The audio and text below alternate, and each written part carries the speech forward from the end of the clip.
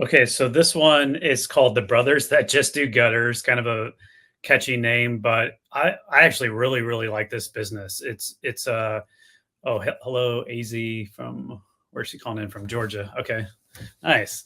So this one is called again Brothers That Just Do Gutters. So very niche business. They do gutter installation and maintenance. So a lot of times, like when I present this to people, they're like, "Oh yeah, I can't build a business from this." And I'm like, just hear me out. Like we'll walk through this. We'll pull up the FDD. I'll show you the Adam 19 and why I think that it is does have potential because it's such a niche thing, but like you get really good at offering this specific service and very efficient at it, and it's high margins and it's in a needed space. Like in certain climates, especially, people need to have their gutters fixed or maintained on a regular basis, or it causes really big issues.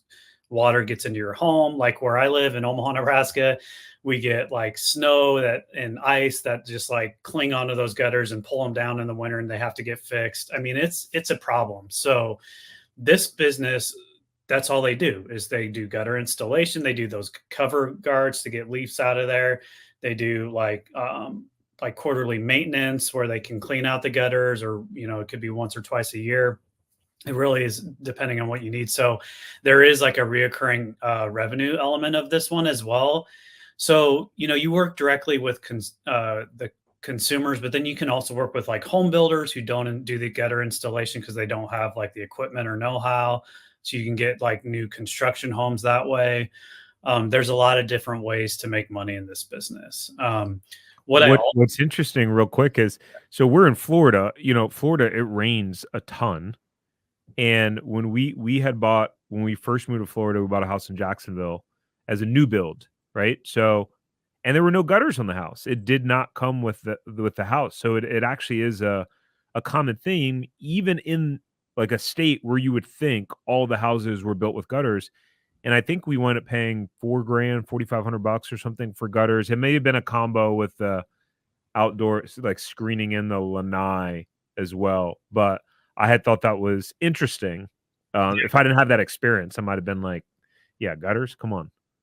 Yeah, it's kind of like window treatments. Like it's not going to typically come with blinds or anything. Like you have to do that yourself or whatever it may be. So this one, I like this business because also you don't need like, there's pros and cons to this, but this one you don't need super like licensed or skilled workers. Like you can train somebody how to do this work and install the gutters and like use the machine to cut them the proper length and things like that. It's not like a really like you're hiring an HVAC technician and paying them, 90K a year. It's a different type of employee.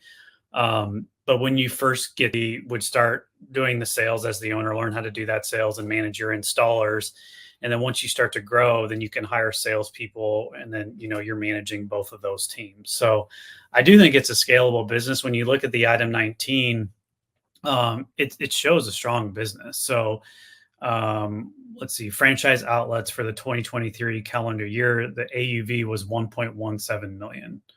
And then it breaks down adjusted profit. Like I don't sometimes when they say disclosed expenses, like I want to know what you mean by disclosed expenses, but still like, adjusted profit still shows pretty good numbers and you'd want to know all the other expenses that would go into the business. But on the surface, I think this is a pretty strong business financially. Yeah. Yeah. I mean, obviously when you show that robust of numbers, yeah, 83. Oh, that's right. And they're the ones that listed individually. The item 19 is 83 pages long, Yeah. for every single location. So, you know, yeah, I mean, that's cool when franchisors are going above and beyond out of their way to really disclose as much information as possible. I like that, right?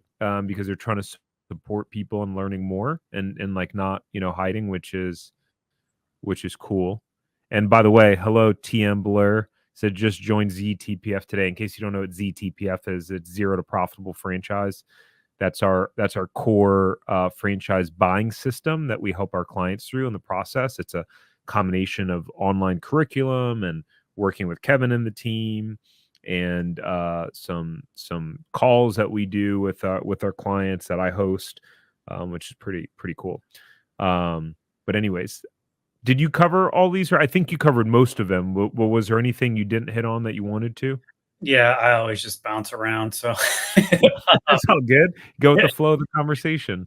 that's just kind of my personality. But yeah, I did mention like you work with contractor, like roofers, builders, remodelers. It does like the thing is cool is like you have like a van or a small box truck, and it's a very like specialized machine that you buy to basically like cut the gutters. And so this isn't something where a lot of like handyman are trying to do this because I do think it requires some specialized materials and like machinery to do it the right way. And which I like that. There is a little bit of a barrier to entry, but some people look at it and like, oh, it's too specialized. I don't personally think it is, especially if you could get like a couple territories and build it, get enough, population count to build a nice business for yourself.